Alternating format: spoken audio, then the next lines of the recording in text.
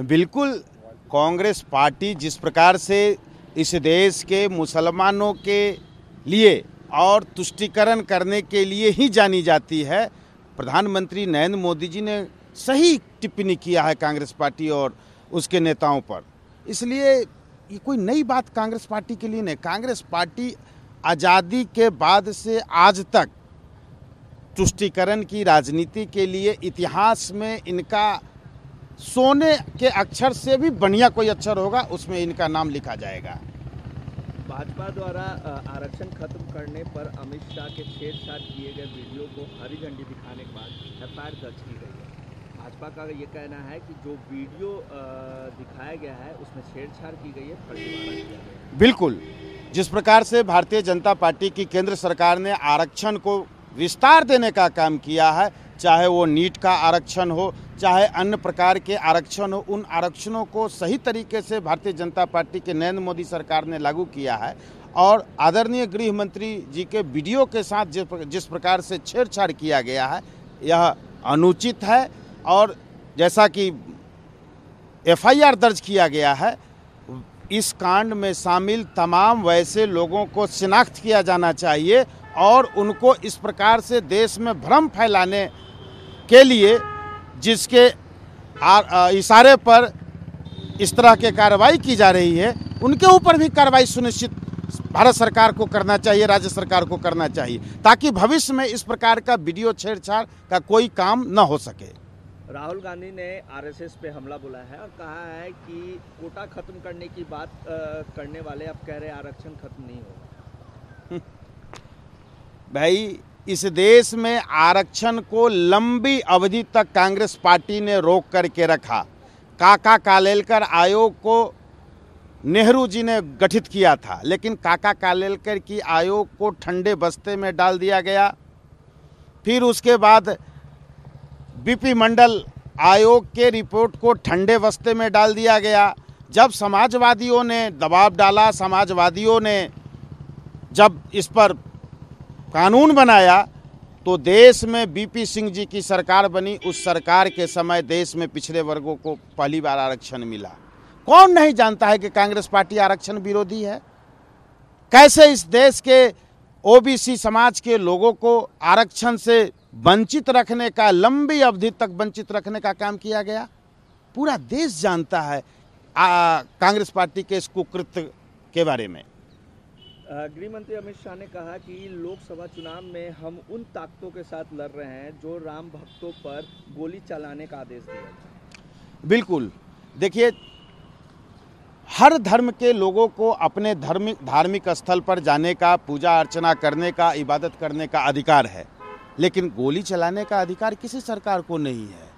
बिल्कुल सही कहा आदरणीय गृह मंत्री जी ने। इसलिए मैं इस देश में ऐसे ताकतों को मैं खबरदार करना चाहता हूं कि कोई भी धर्मावलंबी का लोग हो, उनको अपने धर्म के अनुसार, अपने मतानुसार पूजा करने का, इबादत करने का अधिकार है। ममता बनर्जी ने 10 लाख नौकरी देने का वादा किया है लोकसभा चुनाव के बाद। उस पर शुभेंदु अधिकारी ने कहा है कि ममता बनर्जी झूठ बोल रही है। नौकरी देने का काम तो बिहार में आदरणीय मुख्यमंत्री नीतीश कुमार जी करते हैं। जो कहते हैं सो करते हैं।